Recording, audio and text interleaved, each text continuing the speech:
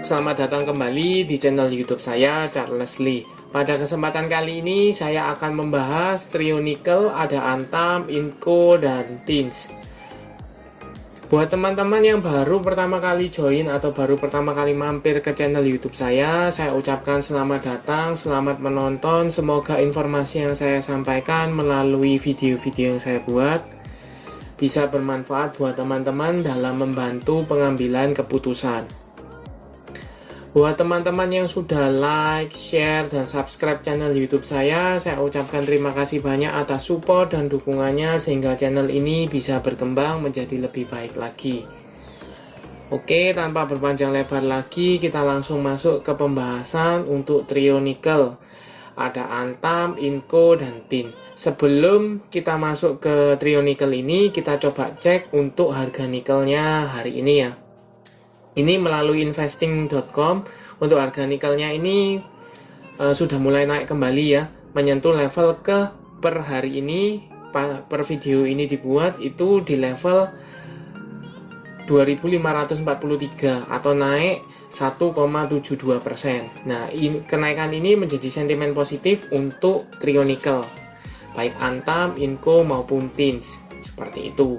Akankah harga nikel ini akan terus menanjak? Kita coba cek beberapa hari ke depan ya, seperti itu. Nah, sebelum kita mulai pembahasannya untuk saham yang pertama yaitu saham Antam atau Aneka Tambang Tbk. Seperti yang teman-teman ketahui, untuk saham Antam 3 hari ini sudah mulai mengalami kenaikan ya. Dan khusus untuk tanggal 5 April 2022 naik 1,14% ke level 2670 atau naik 30 poin. Nah, bagaimana prospeknya? Kalau teman-teman lihat ini masih retest ke level resisten 2700, resisten psikologisnya ya. Di level 2700 sempat tersentuh, cuman pada hari ini belum berhasil break ya dari resisten tersebut, seperti itu. Untuk garis EMA 50-nya ada di sekitar 2350, sedangkan EMA 200-nya ada di 2240. Untuk volume harian rata-rata ya 3 hari ini cukup oke rata-rata, dan garis MACD mulai sideways ya. Mulai sideways dan mulai sideways seperti itu. Bagaimana prospeknya? Kita coba cek broker summary dari saham Antam. Apakah ada akumulasi atau malah distribusi? Antam. Kita coba cek 2 hari terakhir ya, tanggal 4 dan tanggal 5 dengan value net. Kita coba cek. Ternyata untuk tanggal 4 dan tanggal 5 Antam ini masih ada akumulasi ya oleh YU, BB, YB, RX, dan kaset. Untuk harga rata-ratanya di sekitar 2600-an. Paling tinggi di 2665, 2670 atau masih harga modal sekarang, seperti itu. Nah, bagaimana prospeknya?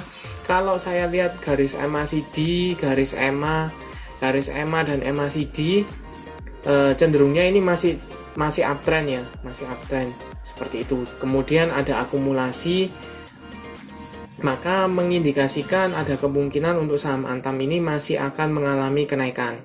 Kita coba cek dari tanggal 28 ya. Coba cek, akumulasinya cukup masif ya oleh kaset, YU, CS, BR, dan RX. Jadi kalau dilihat ini akumulasinya masih cukup masif untuk Antam. Jadi potensi untuk break dari 2700 itu masih terbuka, terutama di sini ini ada gap ya di 2830 sampai dengan 2750, atau bisa kita spekulasikan di antara resisten 2800. Ini ada gap dan juga ada resisten psikologisnya di 2800. Kemungkinan kalau seandainya saham Antam ini masih kuat atau minimal masih bisa break ya. Kalau break dari 2700 lebih bagus, tetapi minimal kalau seandainya masih dalam retestnya di sini masih cukup oke. Kenapa? Karena seperti yang tadi saya sampaikan, ada akumulasi, kemudian ada gap di 2800 yang cepat atau lambat kemungkinan akan di retest, minimal ditutup seperti itu. Jadi buat teman-teman yang seandainya punya di daerah atas, katakanlah let's say 3000, apa yang bisa dilakukan kalau teman-teman belum cut loss atau tidak cut loss pada waktu di sekitar 2500 atau dibawa turun sampai 2400, apa yang bisa dilakukan? Sebaiknya teman-teman tunggu itu untuk averaging down itu di sekitar 2500 2400. Itu support yang cukup kuat untuk menahan pergerakan dari saham Antam.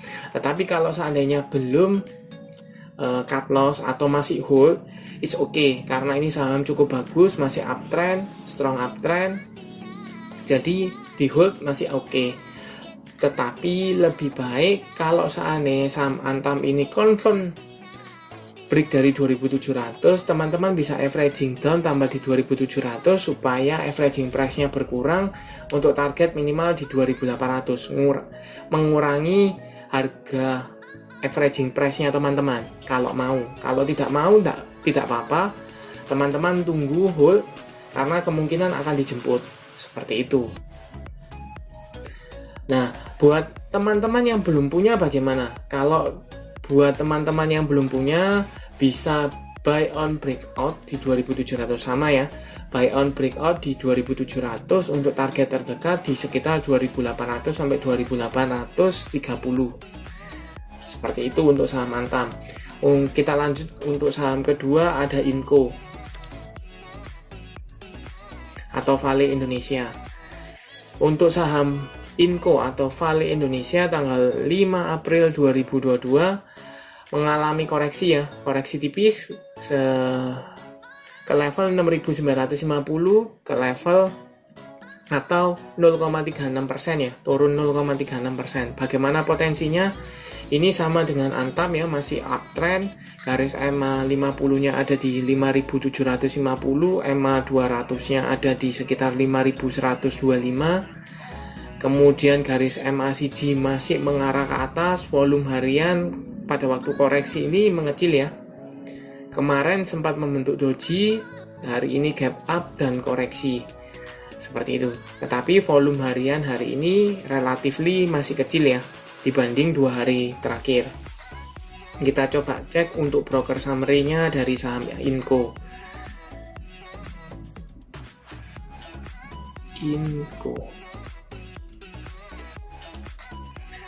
Untuk saham Inco 2 hari terakhir ini ada akumulasi ya, sedikit akumulasi oleh CC, AK, Aset, YU, dan Kaset. Harga rata-rata di sekitar 6.900, ada yang hampir 7.000 ya aset. Seperti itu.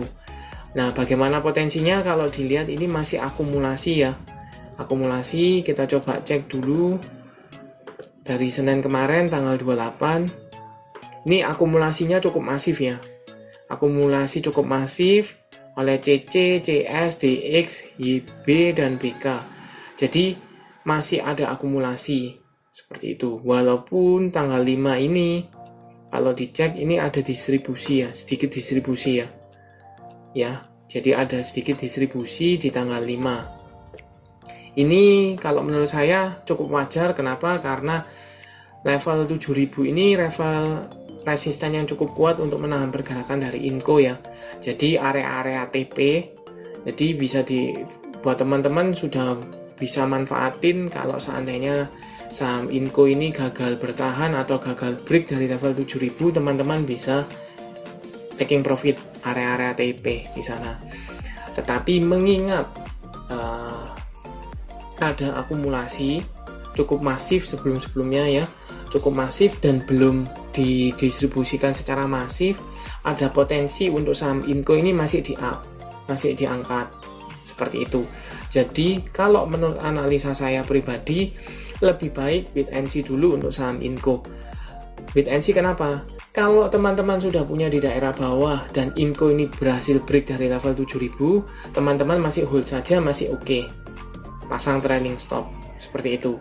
Tetapi kalau seandainya teman-teman punya saham Inco ini di daerah bawah dan saham Inco ini gagal bertahan di level 7.000 dan mulai ada distribusi yang cukup masif, maka teman-teman bisa taking profit. Amankan profitnya, tunggu saham Inco ini di daerah bawah. Di daerah bawah di daerah mana? Di sini ada gap yang terbentuk di sekitar 6.450 sampai dengan 6.500. Jadi teman-teman, kalau dia gagal, saham Inco ini gagal bertahan di level 7.000, kemudian ada distribusi cukup masif. Nah, teman-teman taking profit dulu. Menurut saya ya, taking profit dulu, amankan profitnya, kurangi posisi. Kemudian teman-teman bisa spekulasi buy atau tunggu saham Inco itu di area gap di sini, di sekitar 6.500, 6.400 bisa seperti itu. Kalau mau lebih konservatif lagi, tunggu di daerah EMA di sekitar EMA 50-nya di sekitar 5.750 hingga 6.000. Tetapi perlu diingat, ini cukup jauh jaraknya, jadi masih akan butuh waktu beberapa hari. Kalaupun itu distribusinya masif ya, seperti itu. Untuk area terdekat memang di daerah gapnya di 6.500. Nah, seperti itu. Buat teman-teman yang belum punya bagaimana? Buat teman-teman yang belum punya, sebaiknya wait and see. Saya tidak menyarankan untuk spekulasi buy di area level 7.000. Takutnya teman-teman beli di area 7.000 kemudian mulai distribusi. Jadi teman-teman beli di pucuk. Seperti itu.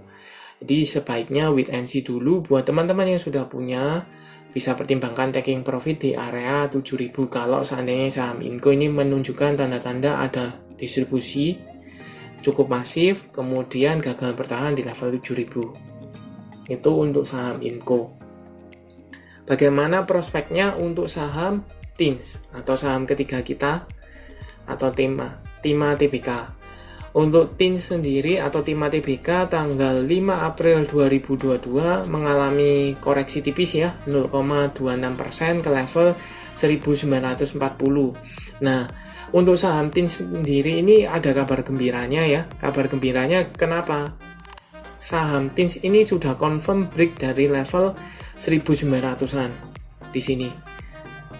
Jadi ini sudah confirm break dari 1900. Nah, pertanyaannya, akankah dia melanjutkan kenaikan ke retest ke level 2000 atau retest dulu 1900 kemudian mantul kembali ke area 2000. Untuk garis EMA 50 ada di sekitar 1645, EMA 200-nya ada di sekitar 1550. Untuk volume harian, kalau dilihat dua hari sebelumnya ini cukup tinggi pada waktu kenaikan, kemudian pada waktu koreksi dia volume mengecil.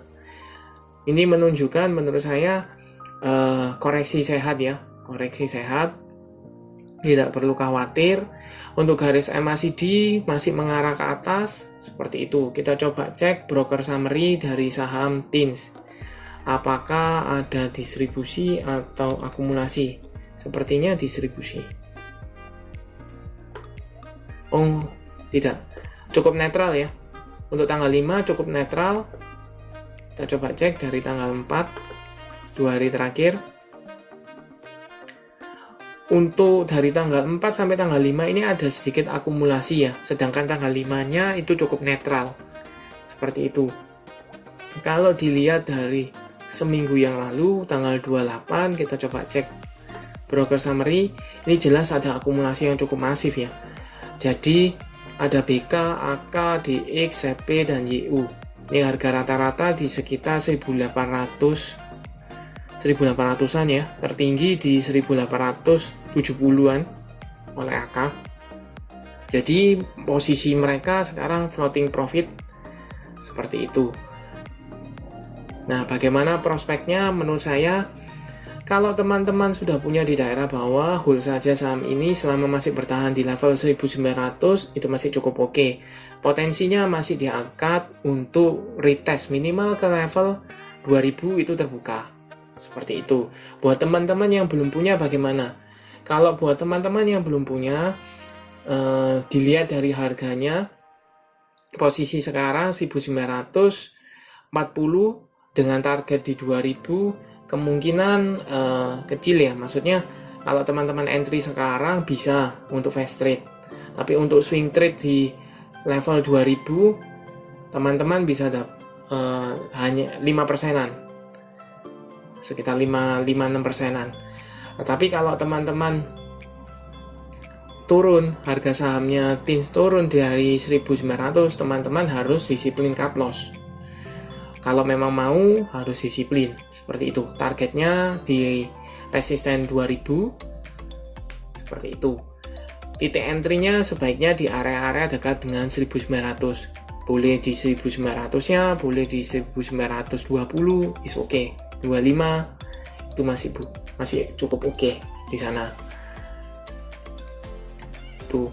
Tetapi sekali lagi untuk TINS teman-teman harus lebih disiplin ya, karena harganya relatifly sudah tinggi. Seperti itu. Sekian untuk analisa saham Antam, Inco, dan TINS. Terima kasih sudah menonton sampai akhir. Jangan lupa like, share, dan subscribe channel YouTube saya, dan nantikan analisa saham berikutnya. Terima kasih.